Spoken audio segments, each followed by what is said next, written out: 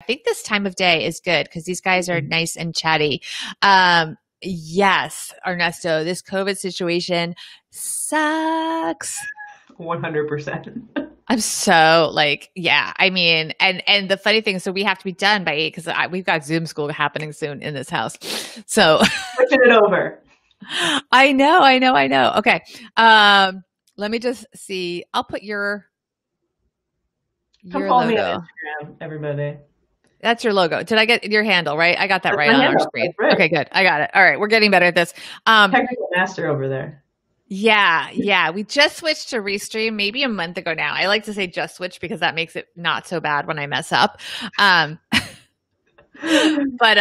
yeah, so I'm learning. And what's nice about Restream is you can leave things in here and you can delete them. So we have some basic ones that we leave in all the time. So for example, I don't have to retype that. I can just leave it in there. Although maybe you could have done that with our old service. I don't know, but we really like Restream. All right. This is show number 2, everyone, and I hope you guys participate. I know some of you can relate to Rent the Runway, some of you can't, but I think that the story, I chose it because the story of Rent the Runway goes to something where they invented a business where they didn't know there was a need, created a huge need, created an amazing, amazing business that changed lives, changed the way we shopped, redid the retail landscape, and then COVID. Mm-hmm. And everything got just whacked. I mean, they're like the world's biggest dry cleaner, I think, or something like that. I mean, all these things were happening and then this macro event that nobody could have ever predicted. So it just goes to show, I think there's going to be a lot to talk about in this. So I hope you guys in our live audience have a lot to say and a lot of questions. Let's go. Okay, this is show number 2, Wednesday, September 23rd. Rent the Runway is exiting its unlimited subscription model, reacting to changing trends, aka the COVID-19 crisis. What do consumers want? They got to figure it out, and they're trying. We're going to handicap the situation, give our own opinions, and talk about it with our special guest co-host, alumna Chelsea Brennan of Smart Money Mamas. It is Wednesday, September 23rd. Let's talk money with our friends. Welcome to the Money with Friends podcast. I am certified financial planner, Bobbi Rebell, host of the Financial Grown Up podcast, coming to you from my very grown up kitchen in New York City. And I'm Chelsea Brennan from Smart Money Mamas, coming to you from my home office where I hope my toddlers do not pop in. Yes, absolutely. We're so happy to have you here, Chelsea. We love talking to you on Tuesday's show about the stock market and how the election may or may not impact it. Now we're going to be talking about something that was a big part of my life, not so much of your life. We're going to be talking about Rent the Runway. Rent the Runway is such an amazing business model. It was so cool to watch it grow and the things it did. And these are some big changes we're going to talk about today. Absolutely. Let's see which one of our friends is going to bring us into the show. All right, our headline is from Fast Company. It is by Elizabeth Segran. It is Rent the Runway cuts unlimited subscription model. Customers didn't actually take advantage of unlimited offerings, hinting at a lack of interest in constantly changing trends. Chelsea, take it. If you could wear an unlimited number of outfits by top designers for $159 a month, would you do it? According to Rent the Runway, just 6% of its unlimited swap subscribers rented 16 or more items each month. That's why today the company announced that it's sunsetting its unlimited plan, which it first introduced 5 years ago. Customers will now have the option of ordering 4, 8, or 16 items a month, delivered in 1 to 4 shipments depending on the plan. The new plan will go into effect in early 2021, but for now, the company is no longer accepting new unlimited members. According to the founder and CEO, Jen Hyman, the company began working on this new membership structure 18 months ago, long before COVID-19 arrived. The unlimited plan appealed to Rent the Runway's early adopters who tended to be fashion-forward coastal millennials, but as the company broadened its membership base to include women of all ages across the country, it became clear that the majority largely wanted a handful of new looks each month. Hyman says the lockdowns have made consumers even less sensitive to fashion trends, apparel sales are at an all-time low, and many retailers have declared bankruptcy. This evolution in membership wasn't precipitated by COVID, but the pandemic has made it more apt, Hyman says. Still, Hyman doesn't believe that fashion is dying. After months of almost exclusively renting loungewear and activewear, Rent the Runway has started to see an uptick in customers renting bolder and trendier pieces. They're picking tropical prints, tie-dye, and saturated hues from fashion-forward designers such as Rosie Asulin and Ula Johnson. There's also been a 30% spike in formal wear, suggesting that some people are starting to attend weddings and parties. What women are renting is an indicator of what women are doing with their lives, Hyman says. In many ways, Rent the Runway has become a bellwether of women's psychology when it comes to dressing. Yeah, I want to come back to that line because it is a bellwether of what's going on. The company's new membership model is a direct response to that psychology and offers some insight into consumers' evolving relationship with fashion. For decades, fast fashion brands such as Forever 21, H&M, and Zara have dominated the industry, offering cheap knockoffs of runway looks that customers could throw away after a few wears. This approach to manufacturing clothes is an environmental disaster and fills the planet with toxic chemicals and microplastics. Rent the Runway's unlimited plan offered an alternative by allowing customers to wear trendy looks without actually buying them, which some sustainability experts say is more sustainable since each garment gets more use before the end of its life cycle, although shipping and laundering these garments do create their own environmental footprint. Over the last 5 years, fast fashion brands have been struggling, suggesting that their business proposition is less compelling, possibly because consumers are concerned about their environmental impact. Last year, Forever 21 declared bankruptcy, while H&M has seen declining profits and plans to shutter 160 stores. Hyman says that 70% of unlimited subscribers rented fewer than 8 items a month, supporting the idea that consumers aren't interested in constantly wearing the latest trends. Under the new system, these members will save money since it will cost $135 to rent 8 monthly items. The vast majority of our subscribers will pay less with the new system, says Hyman. Okay, first of all, I need to say something and then I want to hear what Chelsea has to say. 8 items a month, I think, is a lot. That is a lot. There's only, they're saying rented fewer than 8, but like, that's still a lot. Like, because you had 20 work days when we were going to work. So as someone that was a really active subscriber, I mean, you could send back only 1 piece at a time, or 2 pieces, or 3 pieces, or 4 pieces. You got 4. You could have 4 in your possession. So I was constantly receiving, wear it one day, send it back, constantly. So I might have only gotten through 8 a month, but still, I mean, because it takes a few days to get it there and get it back. I think people were using it. But what do you think, Chelsea? So I am so not Rent the Runway's target customer. So this hoodie that I'm wearing is pretty much my standard outfit. But so explain to me how this worked before, Bobbi. So you would get 1 item at a time only before? No, you were allowed to have possession of up to 4 items. So basically, I could have 4 items in my closet and I could send back 1, 2, 3, or 4 at a time. And so I might look at my calendar and say, okay, I have 3 book parties next week. And so, and I wouldn't have 3 book parties, but I would have 3 to 4 events a week that I would be getting dressed for. And I might get a blouse and earrings for the Monday thing.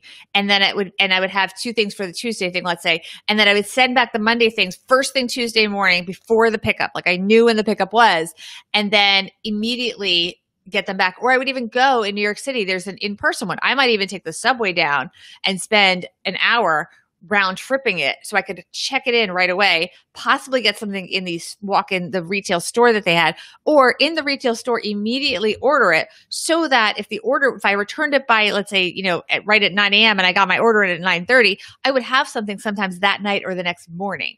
Mm-hmm. So I was a huge user of it because I was promoting a book. I give a lot of speeches. I do appearances. I moderate conferences. And this was a way, frankly, at $159 a month, that was a lot less than what I would spend to purchase outfits or be constantly repeating outfits, because an average item of clothing, let's see, a dress from, Diane von Furstenberg might be $350. Mm-hmm. So it was a huge money saver.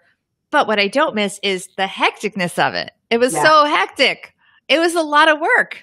Well, and it brings up a good point too, that you're New York based, you're on media, you are an author. And so when they talked early in the article about how the majority of their early customers were coastal, and now they're trying to talk across the country, I think that probably most people in the US will use 4 to 8 items a month, right? They'll use that lower number. And then there will be some people, that 6% that was using more than 16 items a month, who might be disappointed about the change.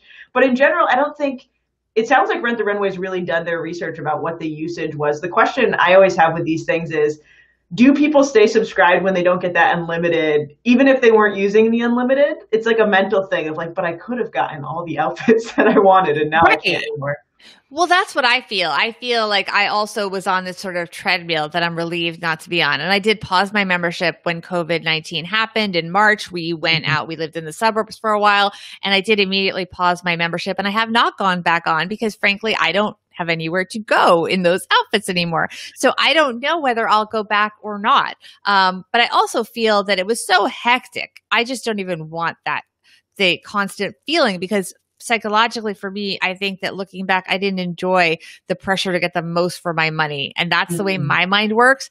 Is part of it wasn't even that I needed to wear a different outfit for each thing. It's that, well, if you're paying the money, you want, it's almost like a beat the system thing where you want to get it and you're looking and it almost became like a gamification because you're looking at what's the newest outfit and can you get it first? And it was exhausting. So I think that yeah, as a former heavy user, I think that they're on to something. And I think as one of our members of our audience here, Lori, is pointing out, joining us live on Facebook, that it is interesting that they were working on this beforehand. By the way, they have so much data. I've seen some of the marketing people speak at one of these events I went to in person. This one was at Luminary, which is a workspace that I'm a member of in New York City. They also have an online digital community. And she talked about the fact that in addition to their actual, the clothing rental business, they are an enormous data research company because they have this information from their users and they can tell retailers, well, our users didn't like this because they felt the fabric was too thin or they didn't like the cut. So it's huge. What do you think, though? They also talk about the fact that it was marketed as more sustainable, but in fact, you have all this mailing going back and forth and all this dry cleaning. That'll be lower under the new system. Yeah, I think that that's a great perk. I think a lot of people did come to Rent the Runway initially to save money to not buy those outfits, but also because we heard more and more about the negative impact of fast fashion. And so people were trying to make an environmental choice, but shipping obviously has a huge carbon footprint and dry cleaning as well with the dry cleaning chemicals. And I think them being able to say, like, we're trying to cut down on that, we're trying to limit, will also help keep some of those environmentally focused customers.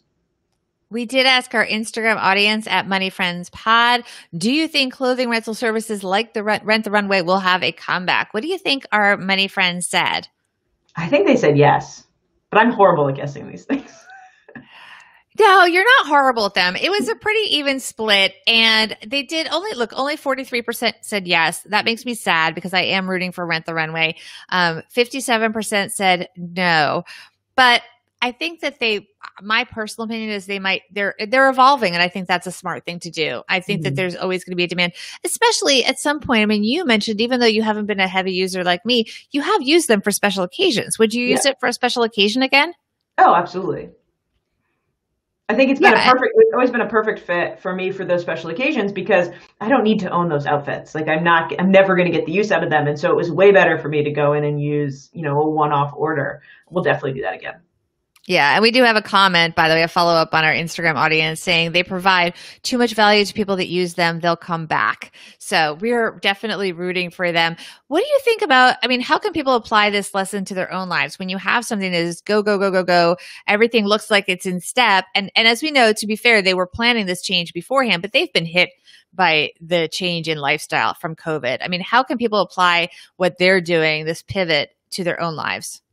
I think it's a matter of paying attention to what you really need and what the value is. And I think this comes up in budgeting a lot, right? Where we spend money and we think that it's a necessary part. And it's not until we really go back and look and say, okay, but how do I feel when I buy this thing that I think is a necessary part of my life? Is it a good addition? And being able to cut it when you realize that it's just become automatic. And I think that Rent the Runway, in a way to attract customers early on, had this unlimited model and people were really trying to get the most value out of it, right? And so they were hustling around. And Rent the Runway had to go back to the drawing board and say, okay, how do we stick to our environmental impact and make sure our customers are getting the use that they want? And so I think this change might be a little bit of a shock to people, but it doesn't sound like it's going to change anybody's usage. Yeah, Sarah in our YouTube audience has a comment here. She says she's not a clothing renter, but she hasn't bought many new clothes since the pandemic. But she says, I feel a shopping backlash coming because my clothes are looking pretty tired. And that's an interesting point because these things do go in cycles. I mean, we all kind of stop shopping for clothing other than maybe some sweats and leisure wear, athleisure, loungewear, whatever. Do you feel like there's going to be this rush to get dressed up again?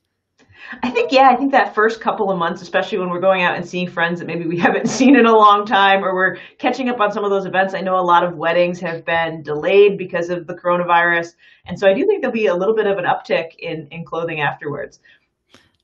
By the way, oh, this is cute. We did ask our audience also if they had our Instagram audience, which is, again, please follow us at Mighty Friends Pod. We asked them what their advice would be to Rent the Runway. And I like this one from Money Polls. It says, rent outfits with a bonus matching mask. People will post cute mask selfies all over social. I mean, that's kind of an interesting thing. Like, I don't know. I think at first when people talked about fashionable masks, people were offended because this is a very serious disease. But then people thought, well, wait, especially with children, if we make them interesting and fun, that will encourage more people to wear them. What do you think? Yeah, I think things have shifted. I think we're now like going to the store and like noticing who has interesting and fun masks. I know it's been fun for our boys. My 4-year-old has a Spider-Man mask that he has no problem wearing. He loves it. So I like that idea. That's cute. Yeah, we'll see. I would not be surprised, but I mean, I don't know. Masks are not very expensive, so it's kind of a strange things to rent, but maybe they'll just throw them in as bonuses. But then again, I've rented small accessories that don't cost that much money, and then you can actually purchase it after you rent it if you want for not that much money. So I don't know. I think we're going to throw it in. Go ahead. I think we'd have to throw it in. I think I'd be nervous about a used mask. That doesn't seem like it's serving, even if it was cleaned. Yeah, I wonder, that's actually a really great idea, is just to give them away. Yeah. That, maybe you have 10 shades of masks, and if you're on their highest plan or something, you get a free mask with every order. I don't know. Maybe Rent the Runway is listening and they're getting ideas from us. I don't know. All right. Speaking of ideas, I want you to be thinking about your takeaway, and I'm going to be giving people some investment ideas because we want to welcome a new sponsor to our show, Our Crowd. Our Crowd is a good way to learn more about investing the way a lot of the pros do, because a lot of us were interested in investing in IPOs. Some of the best performing IPOs of 2019 and 2020 were actually part of Our Crowd. And that is something that you can now join in what is next. So with Our Crowd, accredited investors have access to invest directly, easily, and most importantly, this is key because the market has really changed these days, early.